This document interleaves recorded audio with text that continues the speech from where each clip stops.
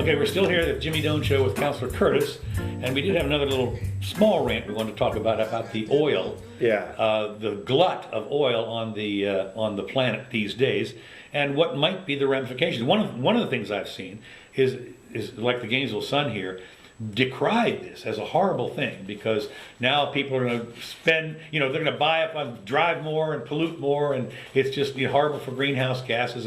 And of course, the fact is that people are loving the low oil prices. I mean, it's not a budget breaker anymore to fill up your car. I mean, it was $50-$60 last year. Now it's half that, or even less. And it looks like it might be going down even less. But of course, the people that are hurting are Russia, right, Azerbaijan, and Venezuela, as we've talked about. The oil-producing countries are dying. Yeah, because the governments own the oil supply, and guess what? It's like to me, I'm looking at it, if it wasn't for the fact that Iowa corn was subsidized, and they had a really bad, where they had some disease that wiped out the corn crop, well, that's what happens. So the oil crop has been wiped out. There's a big push against the ethanol. As well there should be. Well, and interesting, Ted Cruz walked into the lion's den. Oh, did he? Yeah, and he said, this, you shouldn't have this. And that was another thing that we're talking about. The agriculture department, has multi-billions of dollars and part of that, besides food stamps and stuff, is corn for ethanol. And what gets me about this, Iowa's a state with 5 electoral votes or something, 2 or 3 people in Congress, a couple of senators. I mean, it's just first. It's just they just sort of kowtow to it because it's first. But no, it's not the point. The point is that they get away with it. That the United States government, when they divide up the budget, they got the military, and they got Social Security, and they got Medicare, and all this stuff, and then they got this huge bubble of ethanol, and they can't get rid of it because there's 6 guys that don't want it to happen. I mean, that's 8 guys voted, convinced the whole Congress of the United States. They're held hostage. They're held hostage.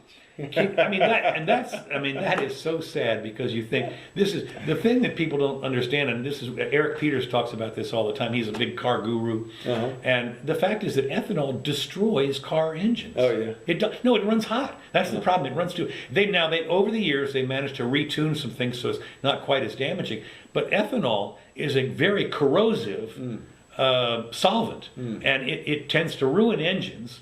If it isn't handled exactly right. Of course, that's why I have old computers now and everything like that. But the bottom line is, with oil at these prices, ethanol might as well go back. Why do you burn your food for transportation? Right. I mean, I personally would like to see corn back at 10 cents an ear instead of $1. Well, we might, because of the drop. All of the different producers, there's just more and more production coming online. Right. And at cheaper and cheaper prices. The refiners are glutted with that. That's, of course, the refiners are kind of the ones that kind of set the price, because, when you call up and you say, look, I've got, 1 million barrels of oil, I need you to refine it into gasoline. They say, no. Well, how about at $25? No. 20? Yeah, okay.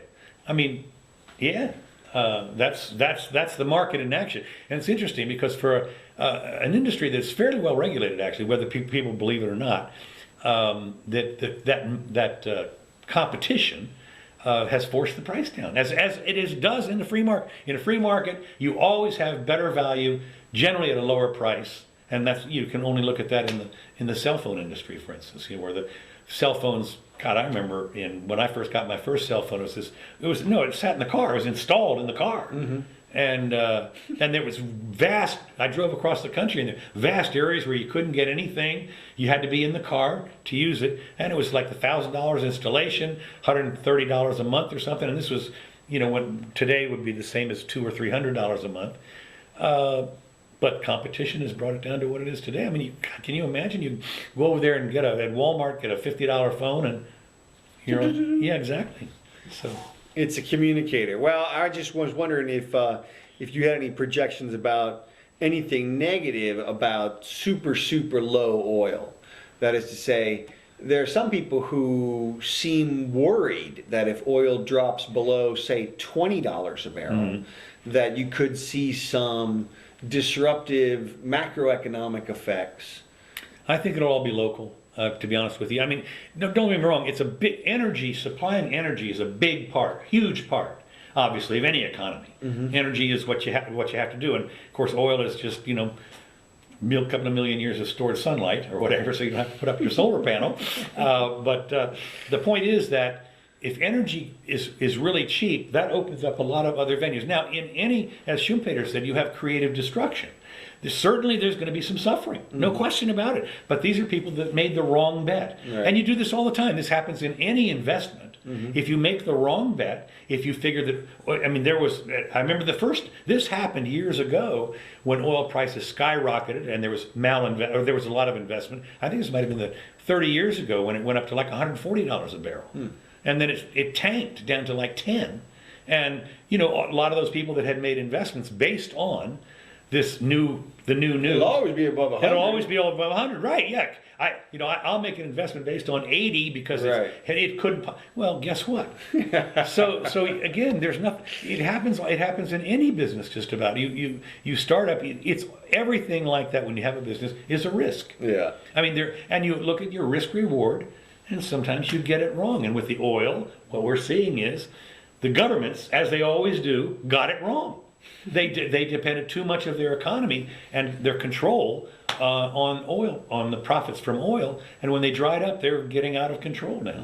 If the private companies had been in there doing it, they would have made arrangements, and maybe the taxes would have gone down. But the government, at least, you know, would not have had this catastrophic drop in revenues. Can you imagine if in this country, with a $3.5 trillion debt, if suddenly the revenues dropped to $1 trillion? I mean, you know, it'd be interesting to watch, but there'd be some people that would be mighty upset.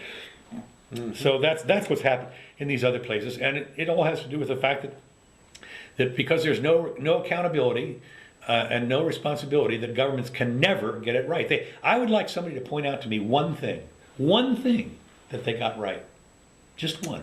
Oh, I can do that. Yeah, sure. Okay, well, The Golden Gate Bridge. It's interesting. It's a thought. Again, you of course, what you do is you wonder what would have happened if that's the seen and the unseen. Right. You know, because you have government hospitals and things like that. And that was done actually it was done with a lot of bonds and stuff like that. So right. That's not. But it was. Well, we had, for instance, the government. You can tell you this same kind of thing. Early after Lincoln died or whatever, there was the Railroad Act or whatever it is. It was building the railroads out, and they issued all kinds of bonds for that. They all went broke. In 1873 or something, they all tanked. All those people that had bought the bonds, and there were the couple of guys that were running for the government. How could you lose? How could you lose? Right. And of course, the fact is, the bonds went defunct. And so even when they do that, just because you do a bond, I mean, look at Detroit, for God's sakes. Their bonds, worthless. I mean, Oh, that's another thing we didn't talk about was Flint, Michigan. Oh. Let me sign off right now for the Jimmy Doane Show, and we'll do some of this stuff at a later time. But listen, thanks again for joining us here. It's at jimmydone.com and at Jimmy Doane. What? Nothing. Okay, and we're going to post this more than likely after our famous technical editor, engineer, Eric gets a hold of this thing. And edits us out. And edits us out, right. Yeah, he edits us out. Right, so coming from the Casa de dining room of Jimmy Doane. So I've got a 5-minute blank tape of some... Yeah, right. Blank tape coming in. Thanks again for watching. We'll talk to you later.